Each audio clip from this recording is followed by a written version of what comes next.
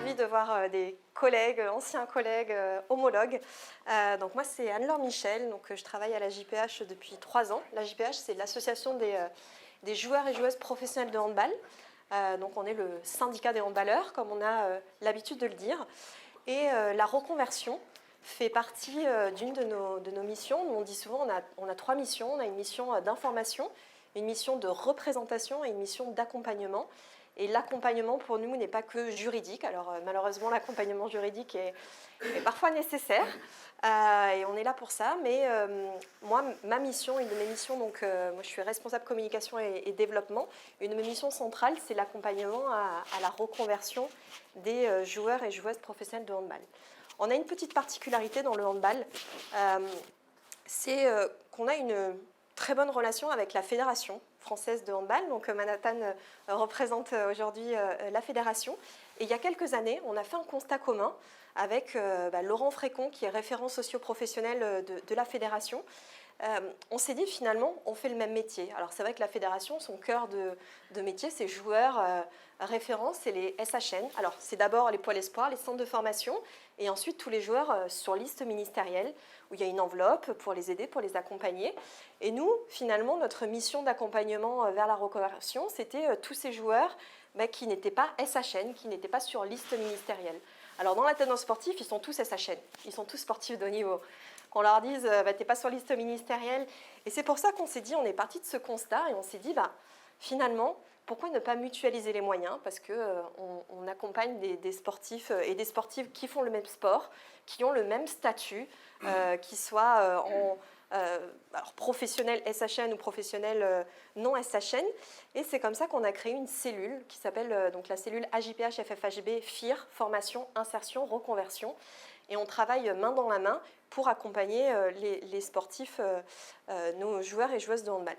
On est parti d'un postulat aussi, on a fait une étude par un ancien handballeur, Eric Fruchard, qui a fait une étude pendant des années sur justement la reconversion. C'est quoi la reconversion dans le handball? La place de la reconversion, c'était un peu tabou il y a quelques années. Comment ça se passait? Centre de formation, pour avoir une convention de formation, il y avait une obligation de ce fameux double projet, une notion maintenant qu'on trouve un peu dépassée, parce que double projet, c'était quoi? C'était un projet sportif et un projet scolaire, et il fallait remplir une case. Donc, qu'est-ce qu'on faisait généralement? On envoyait nos chers joueurs de handball dans la filière STAPS, parce que c'était facile, c'était aménageable, ils faisaient du sport, ça permettait, ça correspondait bien. Et on a un peu évolué, on est un peu revenu de ça, parce que STAPS, ça pouvait correspondre à certaines personnes, à des joueurs qui voulaient être entraîneurs. Mais en fait, on s'est rendu compte qu'il y avait aussi des joueurs et des joueuses qui ne voulaient pas être entraîneurs, qui ne voulaient pas se reconvertir dans le monde du sport. Et on s'est dit, pourquoi, alors déjà, sortir un peu de cette notion de double projet et parler de projet de vie. Parce que finalement, il y a un athlète. Et il n'y a pas une dualité entre le scolaire et le sportif. Il y a l'athlète qui est au centre et il a tout plein de projets autour de lui. Il y a un projet humain, il y a un projet scolaire, il y a un projet sportif. Et surtout que ce projet, il commence quand on est en pôle espoir et il se termine après même sa carrière sportive. Et on s'est dit, voilà, on n'a pas envie de penser uniquement, tu fais des études pendant ton centre de formation parce que c'est une obligation. Et ensuite, parenthèse dorée, on fait du handball, on est professionnel, on arrête de faire des études. Alors juste, je ne vais pas rentrer dans les détails, le handball professionnel chez nous, en première division, on a un salaire moyen de 6 000 € net par mois. Donc moi je dis toujours aux mecs, et alors sans même parler des filles, les joueuses, on est à 3 000 € brut mensuels de moyenne de salaire. Donc c'est très bien, on vit très bien quand on est sportif, quand on est handballeur, handballeuse professionnelle, on n'a pas à se plaindre. Par contre après, il y a une autre vie et il faut penser à l'après. Et c'est vrai que pendant longtemps, la reconversion a été un peu tabou vis-à-vis des clubs, vis-à-vis des entraîneurs, parce que la priorité, ça reste quand même le handball, et ça, je pense qu'on est tous d'accord, la priorité, et d'ailleurs tous les athlètes nous disent « moi je veux être joueur, joueuse professionnelle ». Et donc, on a pris un peu tous ces postulats de départ et on s'est dit comment est-ce qu'on pourrait faire pour que déjà, ça ne soit plus une notion tabou parce que cette personne-là, ok, elle est sportive professionnelle, mais après, il faut quand même préparer sa carrière. Et c'est sûr que moi, je me souviens, quand j'ai commencé, j'avais un joueur qui me dit « oui, moi, je veux être kiné ». Alors, il avait 36 ans, il arrivait au bout de sa carrière. Et j'étais là, Oui, bah alors c'est bien, c'est un très beau projet, mais vouloir être kiné à 36 ans si tu n'as rien anticipé, ou alors d'autres anecdotes aussi, des joueurs et des joueuses, alors on en a de moins en moins, mais on a eu une génération un peu, où la priorité a été mise sur l'équipe de France, et donc des joueurs qui n'avaient pas le bac. Alors, effectivement, quand on n'a pas le bac à 32, 33 ans, déjà, c'est pas facile à avouer. Nous, on avait des joueurs, des joueuses qui avaient honte de nous dire bah voilà, moi j'ai pas le bac, je veux reprendre mes études, comment je fais? Et qu'est-ce qu'ils faisaient généralement? Au lieu de taper à notre porte, ils attendaient, ils étaient un peu dans le déni, mais finalement, plus on attend, le bac ne va pas nous tomber dessus, et donc souvent c'était par le biais d'autres joueurs qui nous les mettaient en relation, et là on commençait à travailler avec eux. Et alors nous, au sein de notre cellule FIR, formation, installation, reconversion, on a une priorité, c'est de partir du projet du joueur. On dit toujours, il y a un seul projet, il n'y a pas plusieurs projets similaires, il y a vraiment, on part du joueur et de la joueuse, et on voit ensuite comment l'accompagner. Il y en a certains qui sont totalement perdus, et donc dans ce cas-là, on a recours à des programmes d'accompagnement. Donc Véronique nous présentera son accompagnement. Et voilà, ces jeunes-là, il faut les accompagner à y voir plus clair, donc sous forme de bilan d'orientation, de bilan de compétences. Et finalement, un joueur qu'il ait 18 ans, qu'il ait 25 ans, 32 ans, 36 ans, il n'a pas la même problématique, il n'a pas les mêmes aspirations. Donc il y a des sportifs qui savent exactement ce qu'ils veulent faire. Donc ils n'ont pas forcément besoin de ces bilans-là. Et on essaie vraiment de s'adapter. Et ce qu'on voulait, nous, ce n'était pas les mettre dans des cases. C'était pas avoir, d'ailleurs on l'a toujours dit avec Icademy, nous ce qu'on ne veut pas avoir avec nos écoles partenaires, c'est ni des objectifs de chiffres, ni une exclusivité. Parce qu'on considère que déjà, on part du projet de l'athlète, et si jamais il y a une formation qui ne correspond pas à ses aspirations, on ne va pas le mettre coûte que coûte dans une école qui ne lui correspondrait pas. Donc ça, on s'est toujours refusé à faire ça, et on estime que dans le milieu de la reconversion, il n'y a pas de concurrence. Finalement, tout le monde a sa part de marché, tout le monde a ses spécificités, et donc on part vraiment, nous, de l'athlète pour trouver les meilleures solutions possibles. La flexibilité, parce qu'effectivement, le handball aussi s'est professionnalisé. Donc avant, on avait un autre boulot et le soir, on pouvait aller s'entraîner. Maintenant, ce n'est plus le cas. Maintenant, on a 5 équipes européennes chez les garçons, 5 équipes européennes chez les filles. Donc, ce qui veut dire 2 déplacements par semaine, des calendriers. Donc, les examens, quand on faisait un BTS et que l'examen, la date de l'examen, ça tombait un jour de match, l'entraîneur était là à nous dire voilà, hein, c'est bien gentil, mais nous, on ne va pas libérer le joueur parce qu'en fin de saison, on a les objectifs pour la montée ou pour éviter la relégation ou pour les places européennes. Donc, on s'est un peu heurté face à ces réalités de dire les handballeurs et les handballeuses veulent étudier, ils sont un peu perdus, donc nous, on est là on se considère un peu comme la boîte à outils de ces joueurs-là. Et dans cette boîte à outils, il y a des partenaires. Donc, il y a des partenaires comme Véronique, il y a des partenaires comme des écoles, parce que finalement, nous, on est là à faire le lien, à l'accompagner, à le mettre au centre du projet et à trouver des solutions qui peuvent s'adapter à son projet. Et on a commencé comme ça. Et nous, ce qu'on attend d'une école, c'est déjà d'avoir un contact privilégié. Alors, c'est vrai qu'il y a des écoles où il y a 15 commerciaux, où on sait pas vraiment, on n'a pas vraiment de suivi, on n'a pas vraiment... Et chez Icademy, on a trouvé donc Karine, je ne sais pas si tous les sportifs ont la chance de t'avoir comme interlocutrice, mais nous, c'est le cas. Et Karine, elle a toujours...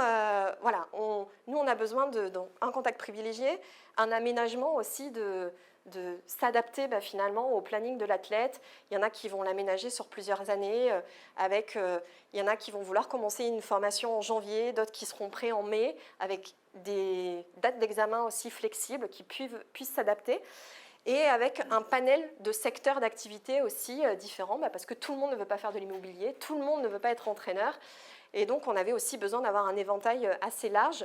Et donc, chez Icademy, on a trouvé un peu des réponses à nos questions et à nos problématiques. Et surtout, ce qu'on a essayé de faire, tous ensemble avec la fédération et donc au niveau de la JPH, c'est de casser un peu ce tabou que la reconversion, ce n'était pas un frein à la performance. Et donc, c'est pour ça qu'on intervient, par exemple, au niveau des formations des entraîneurs. Donc, on a le titre 6, qui est le plus haut niveau pour être entraîneur professionnel. Il faut passer ce diplôme-là. Et on va parler aux entraîneurs pour leur dire, justement pour leur faire passer le message inverse. Moi, j'ai eu trop d'exemples de mecs qui arrivaient à 32 ans, 33 ans, qui étaient complètement perdus parce qu'ils voyaient leur dernier contrat arriver. Et finalement, ils étaient perdus dans leur tête sur leur vie d'après, mais ça commençait à se ressentir sur le terrain. Ils exprimaient un stress, un mal-être, ils n'osaient pas en parler.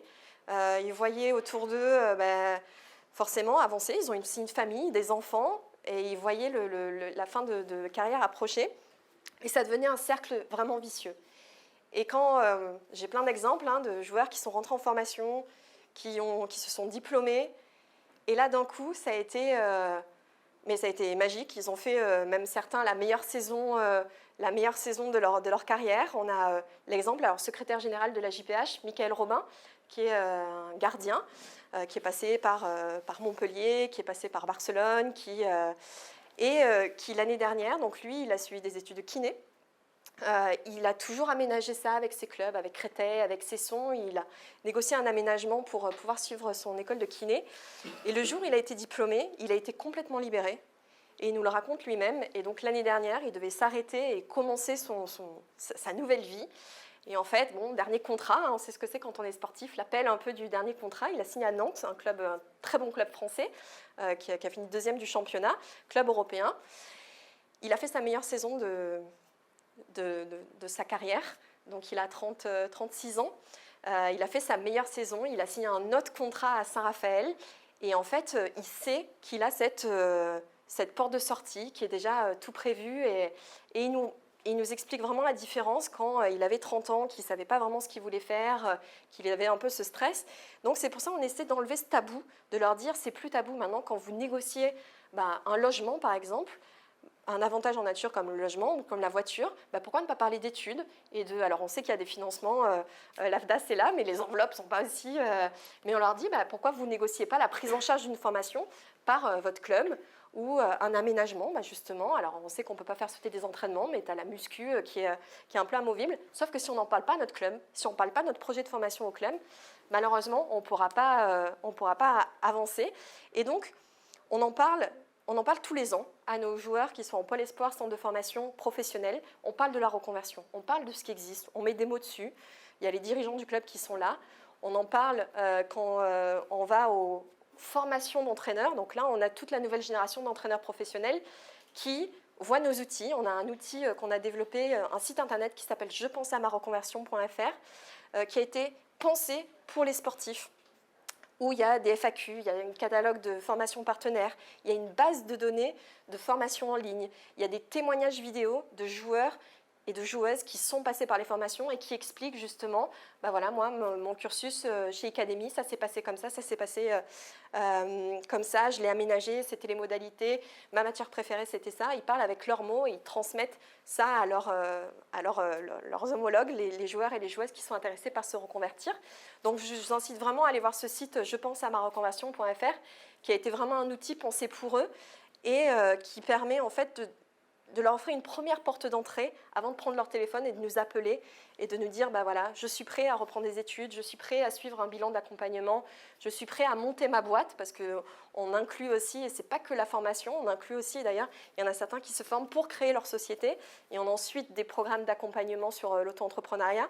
Et donc cet outil, ça doit être vraiment une première porte d'entrée aux joueurs et joueuses qui sont curieux, et on les incite à être curieux et à aller voir tout ce qui est possible, parce que maintenant, on a, avec les formations qui ont été proposées, tout ce qui existe, ça va hyper vite, c'est exponentiel un peu.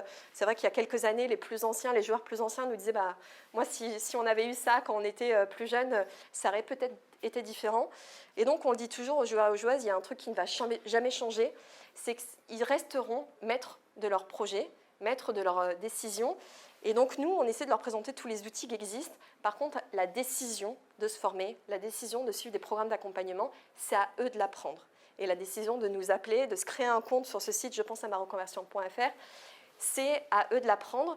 Mais je pense que d'en parler, de banaliser le sujet, parce que la reconversion, ce n'est pas tabou. Quand on est sportif, ça fait partie de notre projet de vie en tant qu'homme, avant même en tant que sportif. Et donc, de mettre des mots dessus, ça permet, en fait, ils se rendent compte que les stars qu'ils voyaient à la télévision, que nos sportifs de l'équipe nationale, eux aussi se reconvertissent, eux aussi se forment en même temps. On a des joueurs du PSG, alors le président de la JPH, c'est Vincent Gérard, gardien international, qui était au PSG. Il a suivi une formation en ligne adaptée Et donc forcément, quand les jeunes, et on aime beaucoup que les sportifs eux-mêmes, les plus anciens, transmettent ça aux plus jeunes, de leur dire, bien sûr, nous on étudie, on est père de famille en plus, donc c'est pas tabou, en fait, c'est normal même d'étudier quand on fait sa carrière. Et moi j'ai toujours le projet de vie, il s'anticipe, mais il s'adapte. On n'est pas obligé de faire des études pendant toutes ces années de carrière, on n'est pas obligé de faire des études à temps plein, 25 heures par semaine. On peut valider un module par an, on peut faire une pause parce qu'on va peut-être jouer la Ligue des Champions et qu'on n'a plus la tête à ça, mais c'est bien d'y penser et de la planifier. Le projet de vie, on dit toujours, il commence en pôle espoir et il se termine bien après la fin de sa carrière. Et donc c'est vrai qu'on a trouvé en Académie, on a trouvé en Véronique Barré et ses homologues aussi, en l'Union des SHN, c'est vrai que ce DU, tu as parlé de Méline Nocandi, et on a des handballeurs, alors notamment de l'Est de la France par la proximité, qui sont aussi, qui finalement, ces profils-là de joueurs, joueuses qui ne savent pas vraiment quoi faire, qui ont envie de se donner les outils pour être professionnels, pour en savoir plus sur eux, sur leur carrière. Et donc, c'est des outils qui viennent remplir notre boîte à outils, la boîte à outils qu'on a développée pour les sportifs et les sportives. Et donc, on est ravis de collaborer parce que vous faites partie, vous êtes un des maillons de la chaîne qu'on peut justement offrir et mettre en relation aux joueurs et joueuses de handball. Donc voilà, merci pour ça.